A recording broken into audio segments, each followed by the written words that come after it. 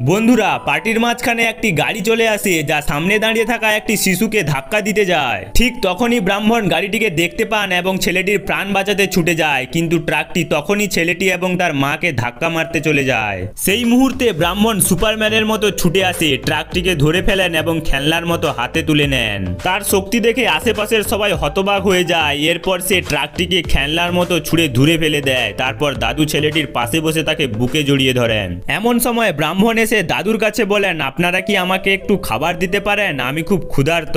তখন ম্যানেজার দাদুর কাছে এসে জানান, মালিক আপনার পরিবারকে মারার জন্য রোহান সুপারি দিয়েছিল এবং সে এখানে আমাদের সামনেই দাঁড়িয়ে আছে।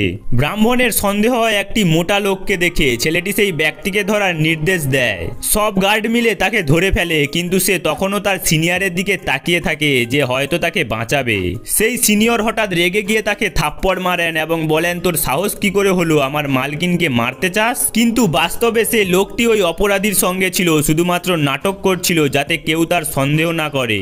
এরপর সেই লোকটি গার্ডদের হাত ছাড়িয়ে পালাতে চেষ্টা করে। ব্রাহ্মণ তার পেছনে ছুটে যায়। মোটা লোকটি হাসতে থাকে, ভাবছিল সে বেঁচে গেছে, কিন্তু ঠিক তখনই ব্রাহ্মণ নিজের পা ফাঁসিয়ে তাকে ফেলে দেয়। গার্ডরা এসে লোকটিকে গ্রেপ্তার করে। কিছুক্ষণ পরে ছেলেটি ব্রাহ্মণকে তার বাড়িতে নিয়ে আসে এবং সারপ্রাইজ দেওয়ার জন্য তার চোখ বন্ধ করে ডাইনিং টেবিলের সামনে নিয়ে যায়। ব্রাহ্মণ চোখ খুলতেই এত খাবার দেখে খুশিতে অভিভূত হয়ে পড়েন এবং চেয়ারে বসে পড়েন। খাওয়ার আগেই সবাই তাকে উপহার দিতে শুরু করে এবং দাদু বলেন, আজ থেকে তুমিও আমাদের পরিবারের একজন। এরপর সবাই খেয়ে নিজেদের ঘরে চলে যায়। কিছুক্ষণ পরে ব্রাহ্মণ সব উপহার নিয়ে ছেলেটির ঘরে আসে। ছেলেটি আওয়াজ পেয়ে উঠে পড়ে। তখন ব্রাহ্মণ বলেন, এই উপহারগুলো তুমি রেখে দাও, আমার উপহার চাই না, আমার চাই তোমার মায়ের স্নেহ।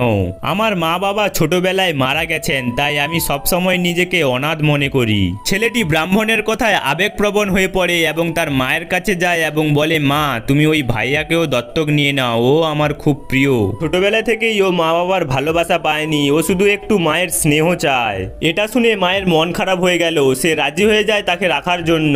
ভিডিওটি যদি ভালো লাগে তাহলে একটি লাইক করে দিন।